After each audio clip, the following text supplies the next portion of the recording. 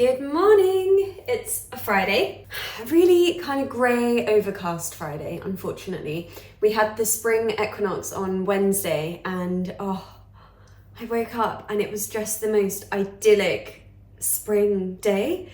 Sun was shining, birds were singing, and you know that feeling of just like, it felt spring-like, and everyone just seemed happier and something shifted. And then the next day, Thursday, exactly the same. I went for a walk. I was just like, spring has arrived. And then today, we're back to winter. Not ideal. But I have quite a somewhat chilled day. Fridays I tend to take a little easier and to see friends, hang out and everything. I try to do that on a Friday. And it's crazy. Today and tomorrow are my last days in London for a while, which is crazy because I feel like I've only just come back. I've only just said getting stuck back into London feels really good. And it 100% does. And I never fully explained where I am. I'm not in my apartment. I'm here in a friend's place and they get back in 3 or 4 days, and I haven't been able to find anywhere to line up for afterwards. So I was in a bit of a mindset of, okay, London has an end date. I can't believe I've been here for 2.5 months already and I have absolutely loved it. I've got this newfound love for London again, which is so great. But I knew that come mid to end of March, I would be thinking about next steps. And so I've decided to go to India. If you're part of my Substack, you know this already. I made a video just explaining what I'm up to, and I've had this calling for a very long time now to go back to India because, the way that I ended up leaving was all very quick and sudden with the pandemic. And so I knew I wanted to go back to India, but this time with real purpose and intention to do my yoga course. Now, I am technically a qualified yoga instructor, but again, because of the last few years, I ended up having to do it over Zoom. Not ideal. And so it was just a bit of a weird anticlimactic thing where I got my qualification and my certificate, but it was all online. So kind of after that, I was like, I'm gonna have to do this again. And I'm going to do it in India. And I want to be immersed in the experience, not just at home, lying on the floor on my laptop. So I asked my friend Kat Mevin if she had any recommendations for yoga schools in India. And she sent over a couple, and one, the dates just aligned perfectly. I mean, I looked up the yoga school, it looks really lovely. They have a 200-hour Ashtanga Vinyasa yoga teacher training course throughout the whole of April. So I was just like, that is so perfect, it's so perfect. So I booked my flights, and I'm off to get my yoga qualification. And then I see myself coming back and hosting events. I want to host events, retreats. I'll do them in London, I'll do them abroad. It's super, super exciting. And in a funny way, I feel with this apartment lining up for when it did was exactly as it was meant to be. And the fact that I didn't have anywhere lined up afterwards, again, I'm do you know what? There's a reason for that. And I'm so grateful for the way that the timelines have just flowed this year so far. So that's what I'm up to. I'm going to Goa, by the way, South Goa. So today is my last full day in London, and it's a really nice day. Well, not weather-wise, it's a grey, overcast day. But it feels like a really nice day that I have lined up. I'm potentially seeing a friend this morning, but she's letting me know in a second if that's for sure. But I'm seeing my friend Sophie for lunch. I then have a photo shoot with a new photographer that I met at an event, and she shoots on film, and I love film style. And I just thought, you know what, I'd love to get some content while I'm still in London, because I haven't been posting on my Instagram at all. I've been too busy focusing on Substack, which I've been loving.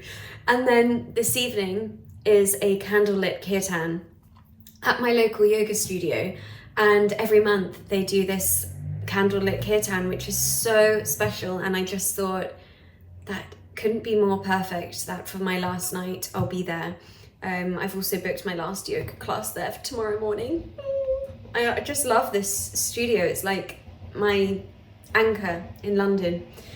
So yeah, this morning I've just been writing my articles for Substack, and I'm about to make a matcha. Now, my matcha making here hasn't been up to scratch, I would say. This is my favourite matcha. Oh, it's so unbelievably good. This one. Before that gets too loud though, I've been kind of saving this because it's really special. And I was sent just like these little matcha sachets, so just for like a real fake, I mean this is faux like matcha what I'm doing, because normally I would have the whisk. I don't have that, so don't judge me.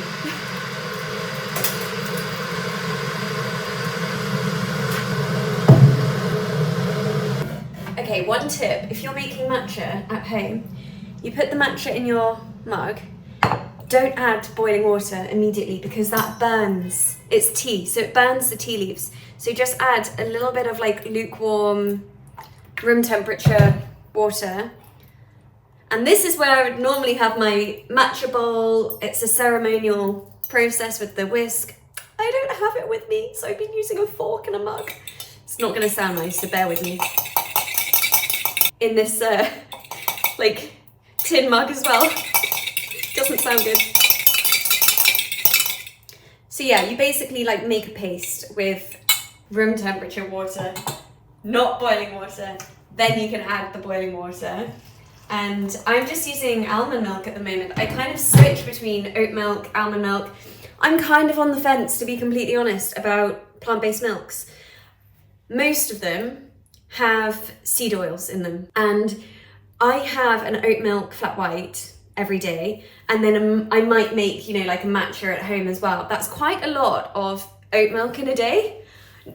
I mean, it's like, let's say this much, but I'm just a little wary of seed oils because it's really hard to find those kind of plant-based milks without oils in them. One though that is really, really good is Plenish.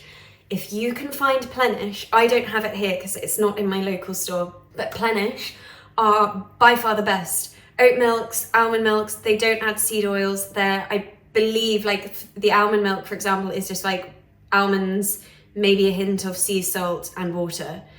No preservatives, no emulsifiers, no seed oils. They are so good.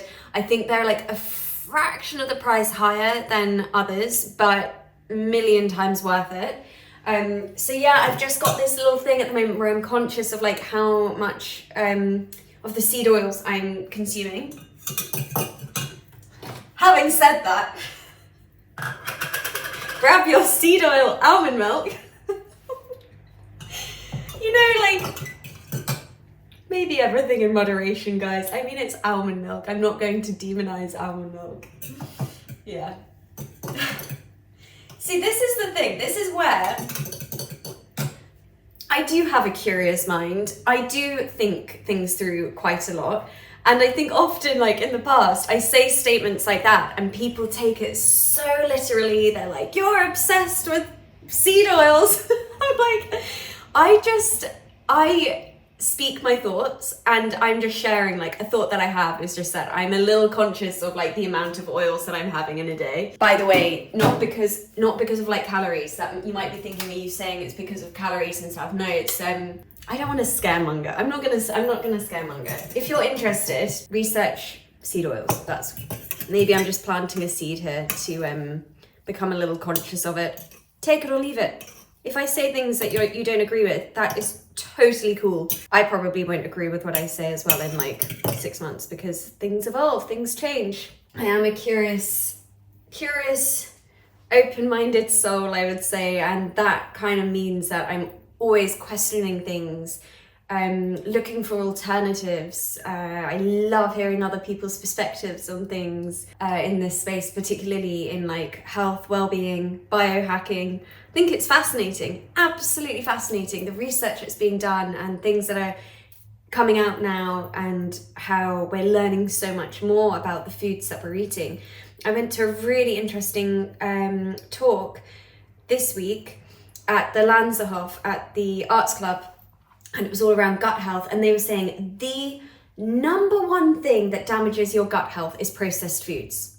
And most of what we eat is processed, and that's because of what is so damaging to gut health in these processed foods are the preservatives, the emulsifiers, the seed oils. And it blows me away how we're in a culture now around the world where the majority of the foods that we eat are processed. I mean, hate to say it, but like the almond milk I've just used, it's processed. And it's a really hard thing, I think, to switch. And I don't think we should be absolutely perfect. I don't think we should all just be, growing our carrots and potatoes and only eating those.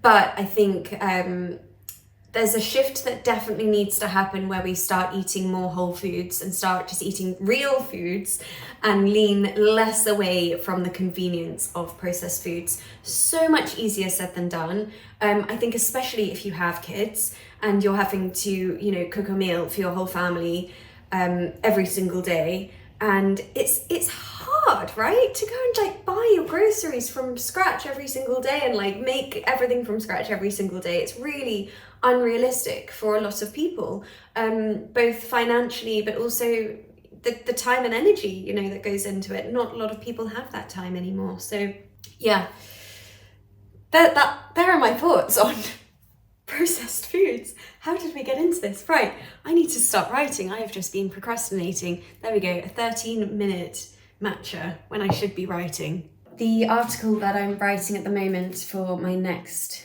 newsletter is all about balancing the light with the dark. And when I say this, I'm essentially speaking to, I don't know if you've heard of the dark night of the soul. And it's a phase or a period of our lives that many of us go through where it's like a deep, dark depression. And often we need to go through that phase to create space for what's next to come in our lives. So I refer to it here as this duality or cycle of life where nature is cyclical. So with our seasons, in order to have summer, we have winter. For there to be a full moon, we need a new moon. And even with menstrual cycles, for ovulation, the opposite is menstruation. And then for this article, I'm essentially posing the question, for there to be happiness, do we also need to experience sadness? For us to truly experience the light, do we also need to experience the dark? And with this concept of the dark night of the soul, it's is that a necessary, vital part of our personal evolution and transformational growth to essentially have parts of ourselves cleansed, or parts of ourselves have to die to rebirth the new, to create this space for the new? And in my personal life, so often, the best things that have come my way have often come after a very difficult, uncomfortable, heavy time. And so it's more this article, I suppose, I'm posing questions as to, do you know what, maybe sometimes the hardest things that we go through, maybe they were necessary for something even better to come our way.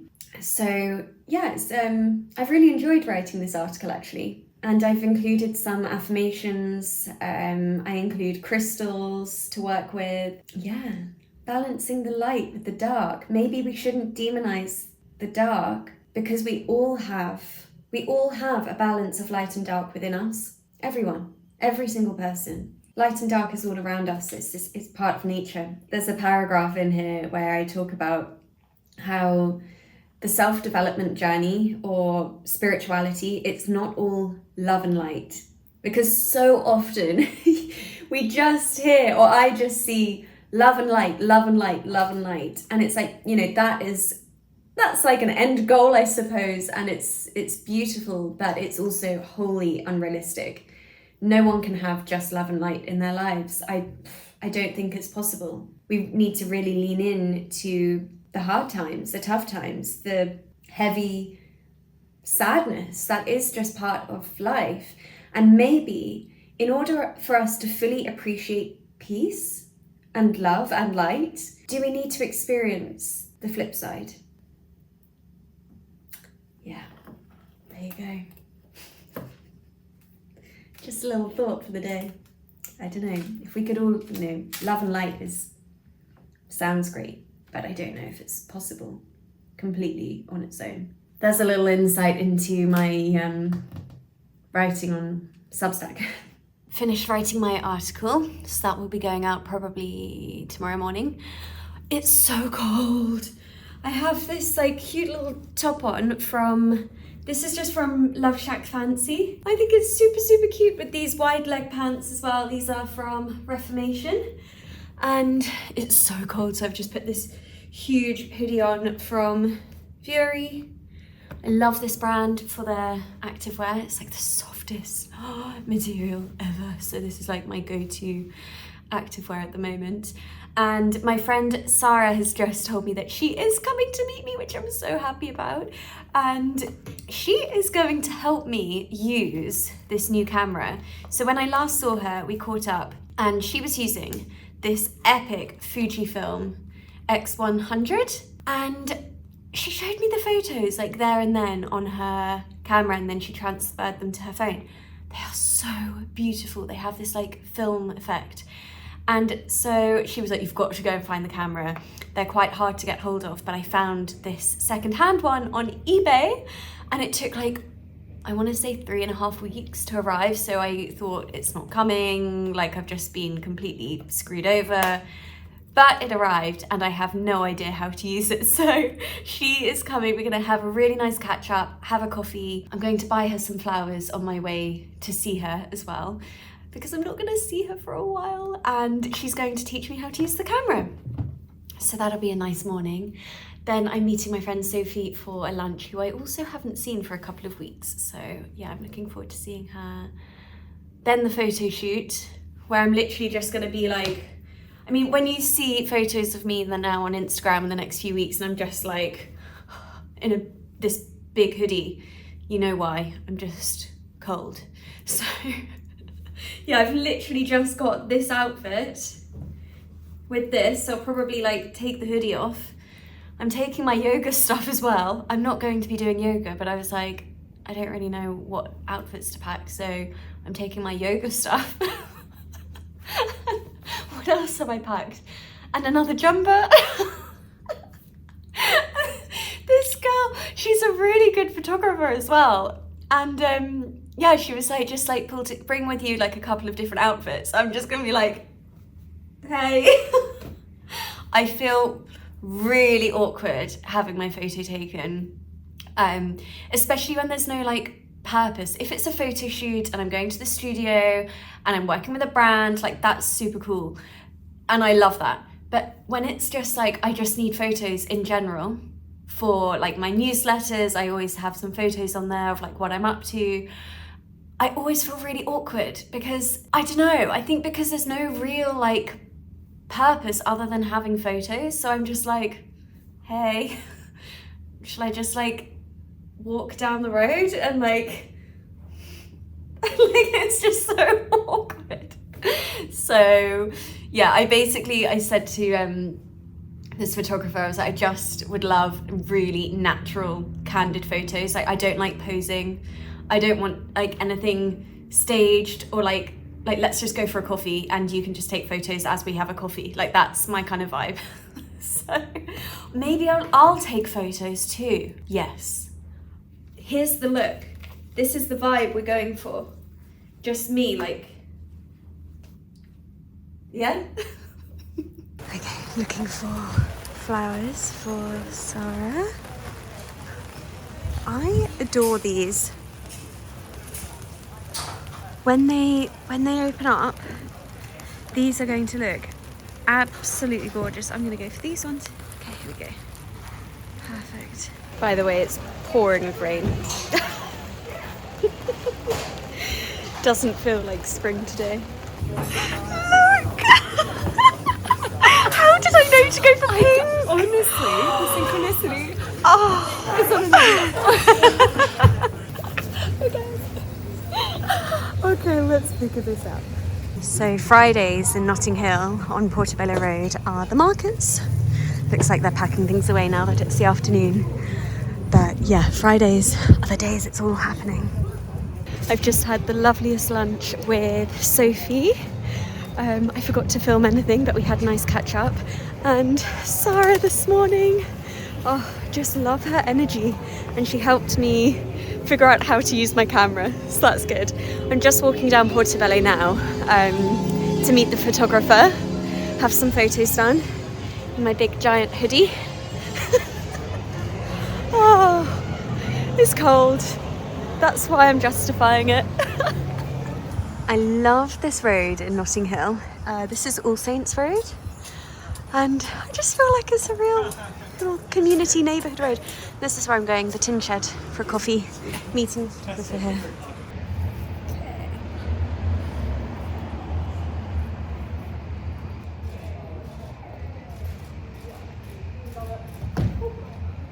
Always nearly fall over like at least once during each year. It's just a fact.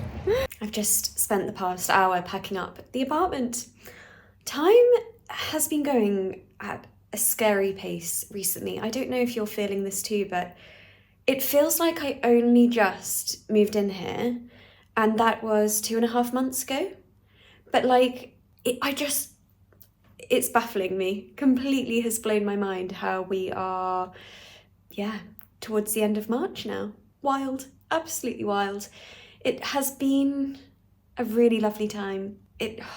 I'm so grateful to have been here. I think the way that the dates all aligned and the availability of here, it just allowed me to really settle into London again for 2.5 months, and it has been so lovely to reconnect with friends, to be back in my old stomping ground. And I know it's such a silly small thing, but even having the yoga studio, like, that has been really lovely to have found and have spent so much of the last couple of months at.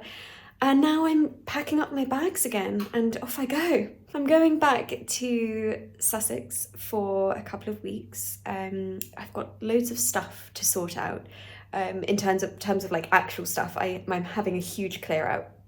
A real spring clean, which is very fitting with it now being spring. But yeah, I just have this urge to clear, to cleanse, to purge, just get rid of everything that I don't need anymore. And it feels like that's such a lovely way to then go to India for a month for my yoga course, to just know that I've cleared out so much stuff. It's funny, I feel like when you declutter your home, you declutter your mind. I don't know if you've heard that before, but I really feel that.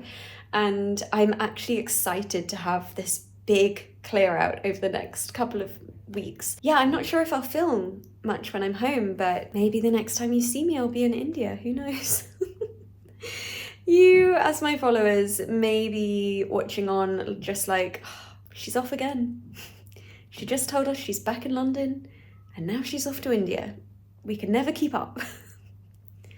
You're spot on. I can't keep up. I don't plan this stuff. It's been a real practice, to be completely honest, to surrender and go with the flow. And I know from the outside that probably looks very unsettled, like I'm very ungrounded. At times I do feel that, but I also recognise that these opportunities have just been incredible, and I'm so grateful that I've been in a position where I can just go with the flow. Nothing is tying me here. I feel like I've got no reason not to go to India for a month. I know it's crazy. I know my life is wild, but you never know what's around the corner. And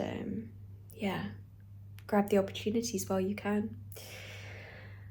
I'm going to Kyrgyzstan and there's actually a really nice gang coming tonight, quite a few of us. It's interesting, I've met a few new people over the past couple of weeks, and they've all said that they're coming to this kirtan as well. So I feel like it's going to be like real community vibes of like recognizing everyone, saying hello, and I mean, most importantly, just enjoying a beautiful evening of kirtan. I've never filmed there before, but hopefully I'll be able to get in a little clip so you get an idea of what the experience is.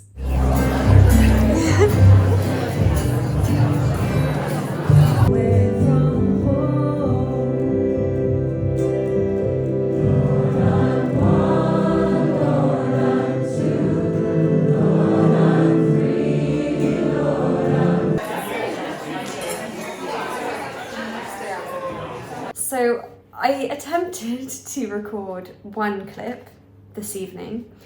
I haven't looked it back, so I actually don't know if I got anything. But if I remember correctly, I only recorded a snippet from the only song that was sung in English. Normally it's sung in Sanskrit.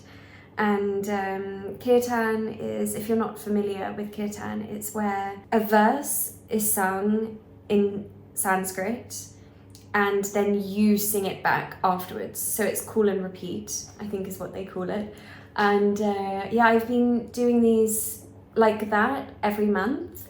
And it's funny, it reminds me of Bali. It's like I've somehow found a community here in London that feels like home. And yeah, the kirtans in Bali were again an experience that grounded me there. It was like this routine, and again, it was every month in Bali. So it's really interesting that I've found the same routine here in London, and it's so special. I feel like it's the kind of thing that you need to experience in person, because you just feel the energy through the room and the way everyone is singing together, and it's really, really special. So I'm happy that I was able to do this for my last night in London for a while. I'll of course be back. I'm just basically taking a little break over in India to get my qualification, and then I'll be straight back here because I love it. I'm so happy being back here. I feel like it's where I'm meant to be. Yeah, I say break in India. It's going to be pretty intense, but it's everything I love. So yeah, I'm super, super excited to be doing this. And so the chapter here ends, and I'm feeling such an abundance of gratitude for being here. It feels really good. Onwards and upwards onto the next journey. Who knows what life has in store for me? Who knows what life has in store for any of us? None of us know what's around the corner. None of us know what tomorrow will be like. And I think a massive part of this experience is just trusting and surrendering, even when none of it makes sense logically. And I think the most important thing that we can all do is follow our hearts. Trust our hearts, trust our intuition. I think it's our most powerful tool that we all have. Thank you so much for watching my last day in London for a while, and I'll see you soon. I don't know where I'll be. You don't know where you'll be. But I'll see you soon.